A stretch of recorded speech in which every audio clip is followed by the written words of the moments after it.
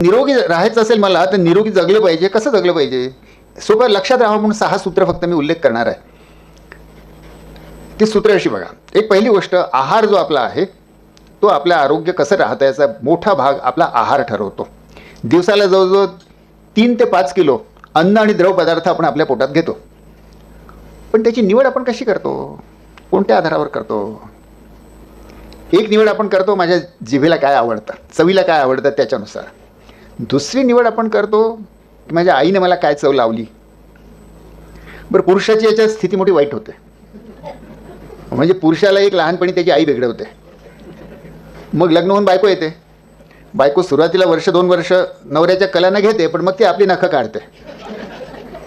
आणि मग बाई काय म्हणते, स्वाभाविक बाय म्हणते की तिच्या माहेरी जे होतं, तिची आई जे करत होती तेच चांगलं जेवण. त्यामुळे बायको तिच्या माहेरचं जेवण पुरुष खातो बिचारा. आणि मग घरात सून येते. अजून पुन्हा मग पुरुषाला 3 वेळा तरी आपल्या आरोग्याच्या सवयी बदलाव्या लागतात. तर म्हणून मी आजकाल असं तरुण मुलांना सांगतो की जेव्हा मुलगी बघायला जाल तेव्हा मुलीकडे बघू नका, मुलीच्या आईकडे बघा. कारण ती मुलगी काही दिवसांनी तशीच वागणार आहे आणि तशीच दिसणारही आहे. तर बघून घ्या ती पुढे कशी दिसणार आहे. तर आपला आहार जो आहे तो आपण नकळत लहानपणी लागलेल्या सवयी, आणि आपल्या आईलाही कुठे कळत होतं, तिची आई जे करत होती ते माझी आई करते असं ते परंपरा. म्हणजे परंपरा सगळ्यात चूक नसतात, पण अनेक परंपरांना काही नीट वैज्ञानिक आधार नसतो. तर एक आपले जे आहार आहे ते आपल्या चवीनुसार किंवा सवयीनुसार होतं. दुसऱ्या आहाराची निवड जी आहे ती थोडं आठवून बघा. 25 वर्षापूर्वी तुम्ही पिझ्झा खात होते का? आता खाता? नूडल्स पूर्वी खात होते का? आता खाता? आजकाल बालवाडीची मुले आईला म्हणतात, आई मॅगी नूडल्स दे. हे कुठून आलं? आलू चिप्स कुठून आले? पूर्वी तर नव्हते. जगात कुठेतरी असतील, भारतामध्ये नव्हते. इतक्या झपाट्याने कोणी लोकप्रिय केले? थोडंसं जर आपण पाहिलं तर आपल्या लक्षात येईल की अरे कंपन्यांनी ठरवलं हे की आता भारतीय लोकांना मॅगी माहीत नाही. अरे अरे अरे, यांना ते मॅगीचं वरदान दिलंच पाहिजे म्हणून मॅगी नूडल्स त्यांनी सुरू केलं. आणि मग कंपन्या ठरवतात की आपण काय खावं. आणि ते अतिशय हुशार आहेत. त्यांनी जगभर माणसं निवड कशी करतात, त्यांचं मानस कसं बदलवायचं याचा बारकाईने अभ्यास करून अतिशय सूक्ष्म पद्धती शोधून काढलेल्या आहेत. मग आजकाल माणसं कोणाचं ऐकतात? माणसं अभयभंगांचं ऐकत नाहीत.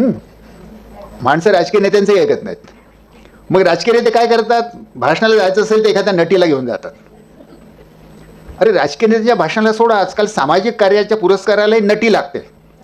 म्हणजे अभिनेते आणि अभिनेत्री हेच जीवनाचे आदर्श होतात आहेत. आणि ते अभिनेते अभिनेत्री जेव्हा जाहिरातीमध्ये येऊन ऐश्वर्या राय किंवा माधुरी दीक्षित नाचतात आणि म्हणतात मॅगी खाओ, तर आपण खातो.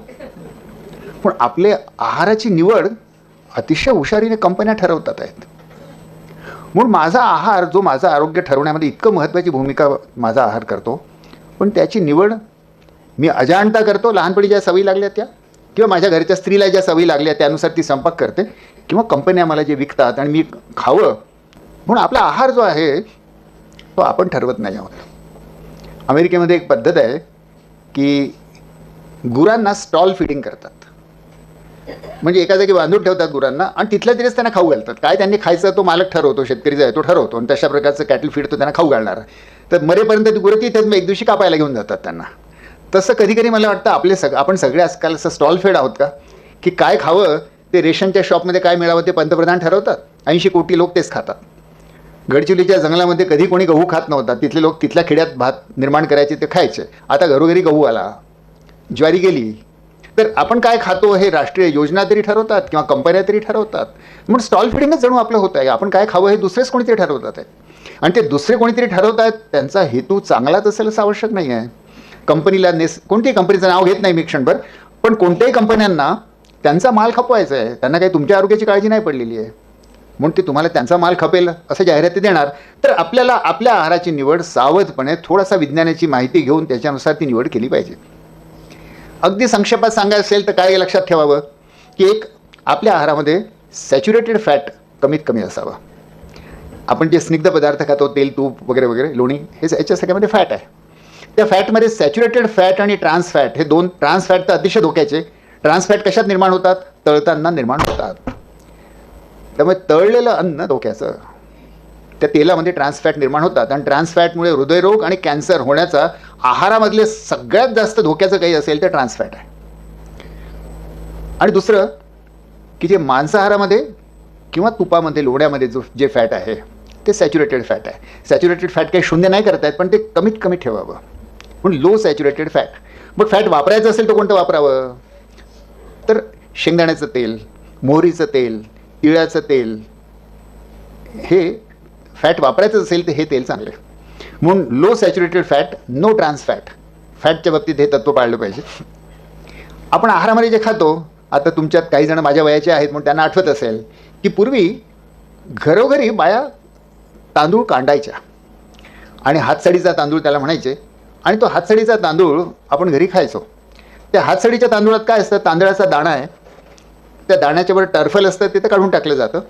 पण मग त्या दाण्यावरती एक लालसर अशी जिलई असते. ती जी जिलई असते तिच्यामध्ये अतिशय चांगल्या आहाराला उपयोगी अशी व्हिटॅमिन्स, मिनरल्स असतात. आणि ती जिलई जी आहे ती, असं कल्पना करा की औषध जसं कॅप्सूल असतं तसं तांदळाचा दाणा म्हणजे एक स्टार्च कॅप्सूल आहे आणि त्याच्यावरची ती जिलई आहे ती कॅप्सूल आहे. ती जिलई काय करते की आपण तो तांदूळ खाल्ल्यानंतर पटकन त्याला शुगर म्हणून ती आपल्या रक्तात जाऊ देत नाही. समजा आपण काय केलं, मिल आणि पॉलिशमध्ये तो तांदूळ अगदी चकाचक गोरा पान केला, कारण आपल्याला गोरेपणाचं फारच आकर्षण. तर त्यामुळे मी गोरा नाही तर काय करणार, तांदूळ गोरा खाईन मी, त्याच्याने काही मी गोरा होत नाही. तर तांदूळ आपण गोरा केला, पांढरा केला आणि ती जिलई काढून टाकली. पॉलिश्ड राईस म्हणजे ती जिलई काढलेली असते, ती पोटात टाकली की त्याची फटकन ब्लड शुगर होते आणि ब्लड शुगर वाढते.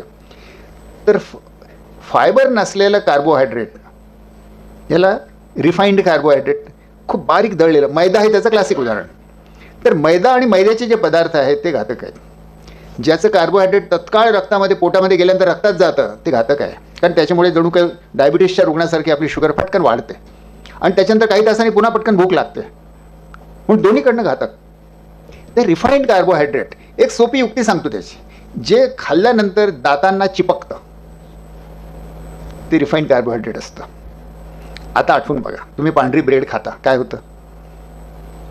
तुम्ही पार्ले ग्लुकोज बिस्किट खाता, काय होतं? दातांना चिपकतं. जे जे दातांना चिपकतं ते तर नक्कीच रिफाईंड कार्बोहायड्रेट असतं. त्याशिवाय देखील तांदूळ पांढरा असेल तो रिफाईंड कार्बोहायड्रेट असतो. म्हणून आपल्याला रिफाईंड कार्बोहायड्रेट कमी ठेवायला पाहिजे, फायबर जास्त ठेवायला पाहिजे. फायबर कशात मिळतं?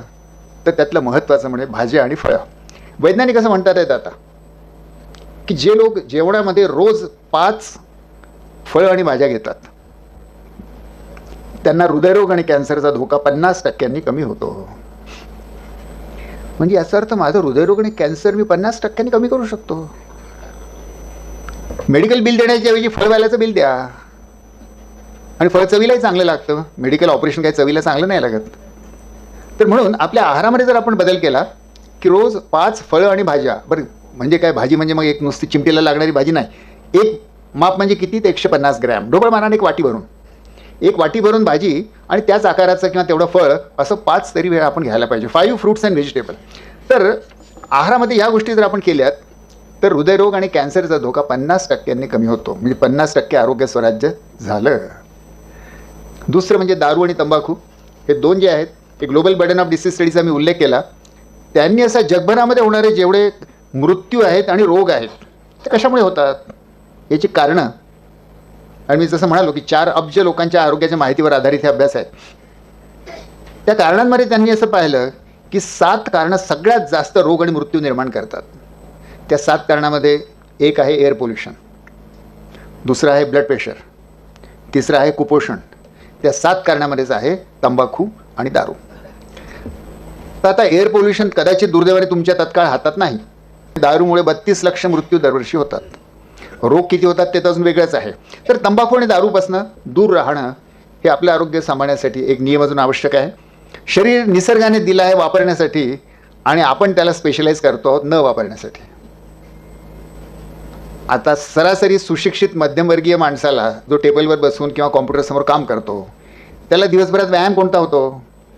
तर त्याला व्यायाम फक्त होतो काही दिवसांनी. सांगतो मी तुम्हाला की 100 वर्षांनंतर महाराष्ट्रातल्या मध्यमवर्गाचे सांगाडे जर कुठून शोधून काढले तर काय दिसेल त्याच्यात उजव्या हाताचा अंगठा असा खूप मोठा झालेला दिसणार आहे.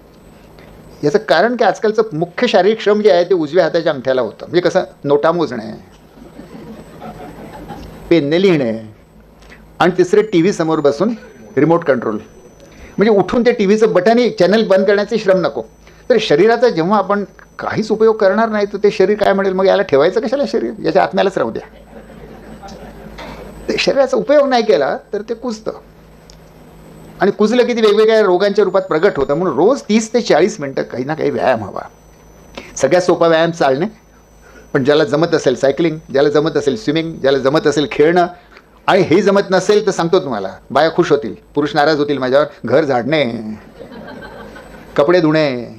हे मी काय माझ्या मनातलं सांगत नाही आहे. अमेरिकेमध्ये अभ्यास झालेले आहेत की हे हाऊसहोल्ड वर्क जे आहे हे जरी 30 मिनटं केलं तर व्यायामाचे फायदे मिळतात.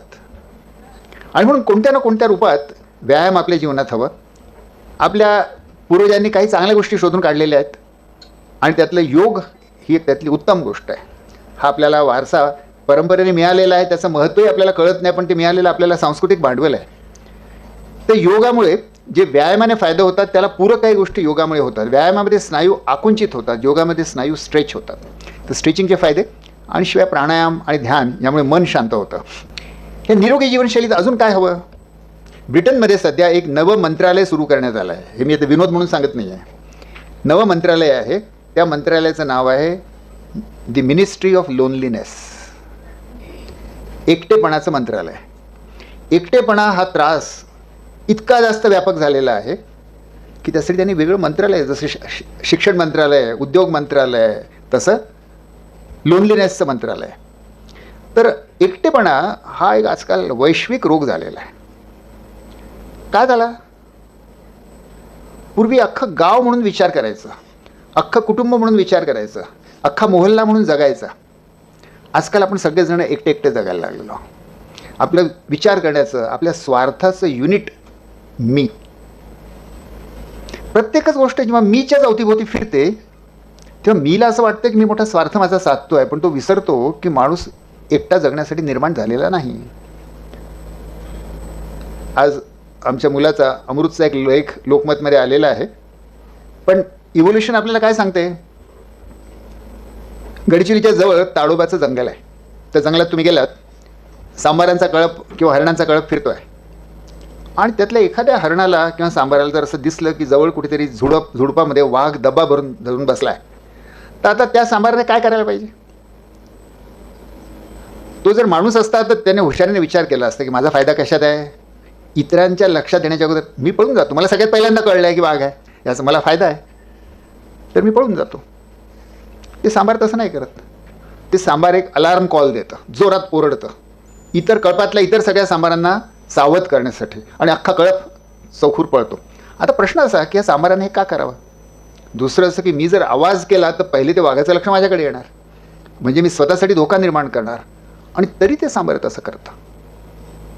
याचं कारण निसर्गाने सगळी प्राणी जमात ही हार्ड वायर्ड आहे की मला नुसता माझा स्वतःचा नाही पण समुदायाचा विचार करायचा आहे. आणि म्हणून हे काही नुसतं महात्मा गांधींचं तत्त्वज्ञान किंवा संतांचं तत्त्वज्ञान नाही आहे की शेजाऱ्यावर प्रेम करा. बायोलॉजिकली डार्विन सांगेल आपल्याला की biologically you are hard wired.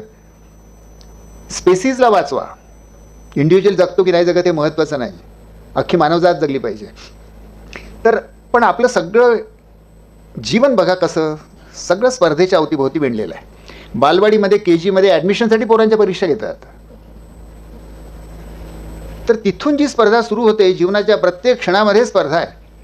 शाळेत जाण्यासाठी स्पर्धा, शाळेनंतर शाळेच्या वर्गामध्ये स्पर्धा. ती टी व्हीवर एक जाहिरात तुम्ही पाहिली असेल, आजकाल दिसत नाही मला ती, पण पूर्वी यायची. एक ब्लॅक अँड व्हाईट जाहिरात होती. 2 बाया एक अशा काहीतरी सार्वजनिक बगीच्यामध्ये बसून एका बेंचवर बसून गप्पा मारतात आहे, आणि बाया विणतात आहे काहीतरी हाताने स्वेटर वेटर.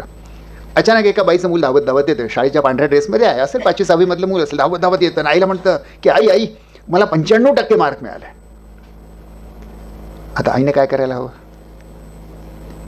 त्या जाहिरातीतली आई उठते आणि म्हणते लेकिन राजू को कितने मिले.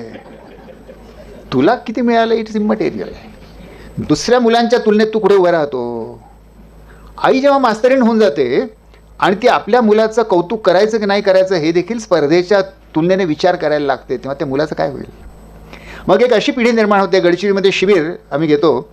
अगदी पहिली जेव्हा शिबिरं घेतली तेव्हा काही मुंबईची मुलं होती, काही गडचिरोलीची आदिवासी मुलं होती. एक खेळ आम्ही त्यांना की समजा तुम्ही दोघांच्या जोड्या केल्या तर तुम्ही जंगलातनं जाता, अचानक समोरून एक वाघ आला, तर काय कराल? तर गडचिरोलीची आदिवासी मुलं म्हणाली, काय करणार, दोघं मिळून त्या वाघाशी लढू, जगलो तर दोघेही जगू नाही तर दोघेही मरू. मुंबईची 2 मुलं होती, तर त्यांची जोडी होती. त्यातला मुलगा असं म्हणाला की मी जोरात पळत सुटेन. तर मी त्याला म्हणालो, अरे तू किती जोरात पळाला तरी तू काय वाघापेक्षा जास्त गतीने थोडी पळू शकणार आहे? नाही म्हणे, वाघापेक्षा जास्त गतीने पळायची गरज नाही, हा माझा सोबती आहे, त्याच्यापेक्षा जास्त गतीने पळालो की वाघाच्या तोंडात तो जाईल, म्हणे मी जिंकलो. म्हणजे मित्राला देखील जी वाघाच्या तोंडात देते त्याला स्पर्धा असे म्हणतात. आणि आपण सगळेजण सध्या दुर्दैवाने दिवस रात्र त्या स्पर्धेच्या जीवनामध्ये आणि जगामध्ये जगतो. आपणच जगतो असं नाही, आपल्या मुलामुलींना देखील जबरदस्तीने त्याच्यात ढकलतो आहोत. या स्पर्धामय जीवनाचं मानसिक ताण तो होतो, पण प्रत्येक माणूस एकटा बनतो. स्पर्धेचं तत्व काय करतं? स्पर्धेचं तत्व असं करतं की अख्खं जग विरुद्ध तू एकटा. सगळे जग तुझं दुश्मन आहे, ते तुला लुटायला टपलेलं आहे, सगळ्यांशी तुला स्पर्धा करायची आहे. आणि बघ बरं, त्याच्यातनं जगला तर जगशील. सगळे जग तुझं शत्रू आहे. सगळ्या जगाला जे शत्रू किंवा स्पर्धक म्हणून बघायला शिकवतं, अशा जगात आपण आज जगतो. आणि त्यामुळे प्रत्येक जणाला लोनली वाटतं आहे. प्रत्येकजण रडतो आहे की मी एकटा आहे. खरं म्हणजे एकटा मी स्वतःला करतो. आणि मग या एकटेपणावरती काय करावं? हृदयरोग निर्मितीमध्ये या एकटेपणाचं महत्त्वाचं हातभार आहे. कारण माणूस एकटा जगण्यासाठी बनलेला नाही आहे, पण आपण एकटं केलं आहे स्वतःला. आजच्या अर्थरचनेमुळे आणि शिक्षण रचनेमुळे आपण स्वतःला एकटं करून टाकलेलं आहे. याच्यावर उपाय सोपा आहे, प्रेम. प्रेमापेक्षा सोपा उपाय नाही खरं म्हणजे. आपल्याला जर एकटं राहायचं नसेल आणि दुसऱ्याशी जोडून घ्यायचं असेल तर प्रेम हा अतिशय महत्त्वाचा आणि उपयोगी पद्धत आहे. आपल्याला एकमेकांविषयी जी आपुलकी वाटते आणि सोबतच त्याच्या जबाबदारी वाटते त्याला प्रेम म्हणतात. ज्याच्यात नुसतंच अट्रॅक्शन वाटतं पण जबाबदारी काहीच वाटत नाही, ते प्रेम नाही. तर प्रेम, एकमेकांच्या प्रती प्रेम म्हणजे आजच्या जगामध्ये इतकं दुर्मिळ झालेलं आहे. अमेरिकेमध्ये 80च्या दशकामध्ये गंमत झाली. एका माणसाच्या घरी काहीच नव्हतं, घरी कोणीच नव्हता, एकटाच म्हातारी होती, मला वाटतं एकटीच होती बाई, घरी कोणीच नाही. तिच्या घरी एक कुत्रं होतं पाळलेलं, पेट डॉग म्हणतात त्याला. तिचं पेट डॉग मेलं. आता काय करायचं?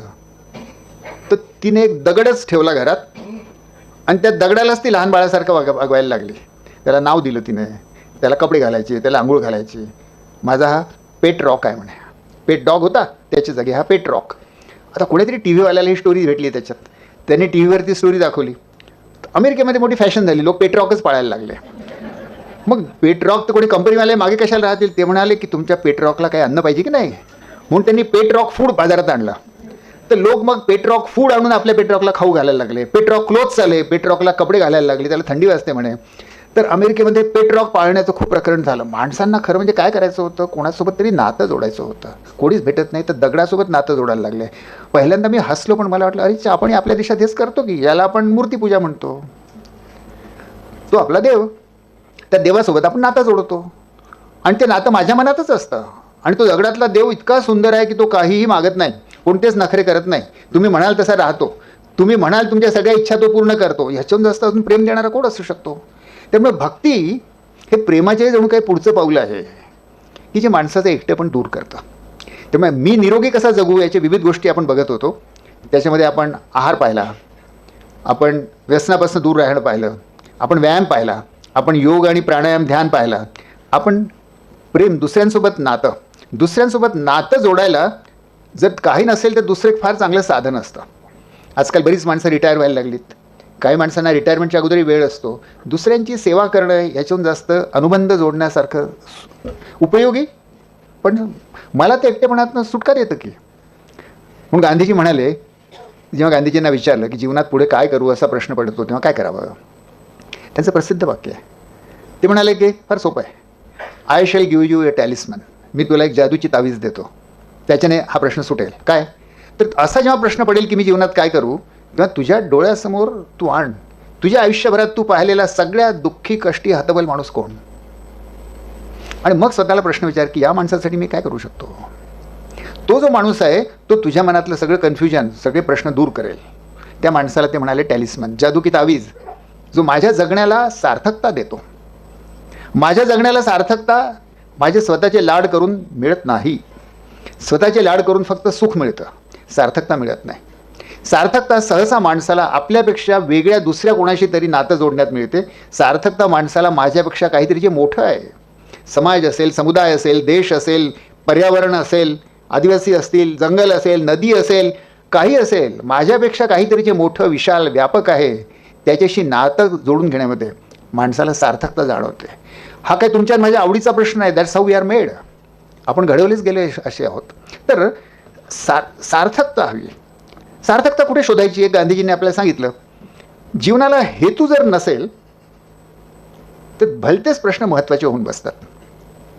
मग खूप महत्त्वाचं होतं की माझ्याकडे जोडे किती आणि सँडल्स किती, माझ्याकडे साड्या किती आणि सूट्स किती, माझं घर 2 मजली की 3 मजली, माझा पगार एवढा की तेवढा, माझ्याकडच्या कारचं मॉडेल कोणतं. हे सगळे गोष्ट अतिशय महत्त्वाचे वाटायला लागतात, कारण दुसरा काही महत्त्वाचा जीवनाला हेतूच नसतो.